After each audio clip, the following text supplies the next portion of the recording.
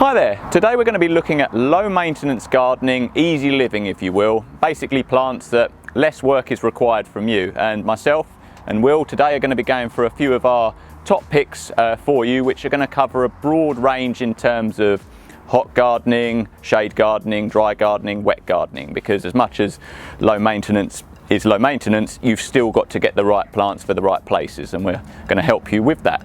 So we're starting today with a really dry, poor soil, and you can create this on a miniature scale with the sempervirens, or house leeks as people will know them. Very, very easy plants, require very little water, and to be honest, very little soil. You will notice they can propagate around the garden literally in sand and grit, so can't really get too much more low maintenance. Palms seems an obvious one, better for container gardening if you've got a heavy soil, but really will take that sunshine, hot weather, certainly what we get in the way our summers are these days, very good one for you.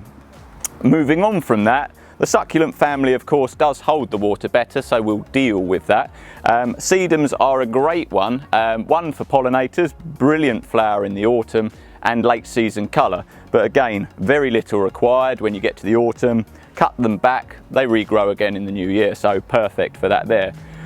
On that ilk, grasses are again a really easy one to deal with. They want a free draining soil, sunny spot. We'll deal with wind, rain, no rain again. We've got things like the Carex here. Prairie Fire, this particular one, is an evergreen grass. We'll give you these nice colours throughout the season. Even with deciduous grasses, so ones that die down each year like the miscanthus, you can leave that all the way through the autumn, and then when you get into the spring, cut back down to ground level and let it reshoot. That's as much as you need to do with the gardening there. Really, really easy. To keep colour, texture in the garden all year, evergreen shrubs. Now, sometimes shrubs can be a bit daunting, but really that is not the case with a lot of shrubs out there. Ones that we've selected today, Pittosporum and Abelia. We'll start with the Pittosporum. Sunny, well-drained soil, evergreen, you don't need to clip it, and this particular one, if you like topiary, naturally grows in a ball shape, so a great one to have there. We've got ones with the Abelia like Kaleidoscope here, and Grandiflora. Again, don't really need much pruning.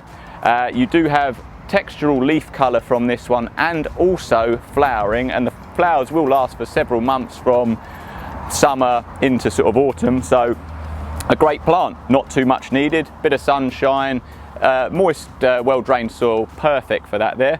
And yeah, they're the ones for the sunny border. I'll now hand over to my very able assistant here who's going to go through shade and wet gardening with you. So I'm just going to run through some plants for the more shady spots in the garden. Down here we've got the perennial geranium. It's got a fantastic flowering period on it. Comes in a variety of different colours. Very easy to care for as well. Just stick it in, no deadheading required, and it will just keep giving you that colour through the season. Moving on to the begonias, also known as elephant ears. They do send up these lovely flowers in the springtime, quite often get a second flush in the autumn as well, and they love a sort of moist area in the garden too. Moving on to the Pieris, another fantastic one for sort of shady spots as well. Comes in a variety of different leaf colours. This is a variegated one called Little Heath, so it's a much smaller one, great for a smaller spot in the garden, but you can get much larger ones as well. The new growth comes through in a lovely sort of reddy pinky sort of colour, and you get these fantastic bell-shaped white flowers in the springtime. And then moving on to my personal favourite, the fern. Fantastic plants for a moist spot in the garden. They got a variety of different leaf colours, leaf textures and things as well. There's always a great spot for a fern in the garden. Nice and easy to care for as well. Just once in the spring, just give them a cut back to ground level, and then they'll come through with that fresh growth looking fantastic for the rest of the year. But there are plenty of other plants to choose from, just not just this selection that we've got here. So feel free when you pop in to talk to one of our members of staff, and we'll be happy to talk you through any low maintenance plants that we've got in. Thank you very much for your time.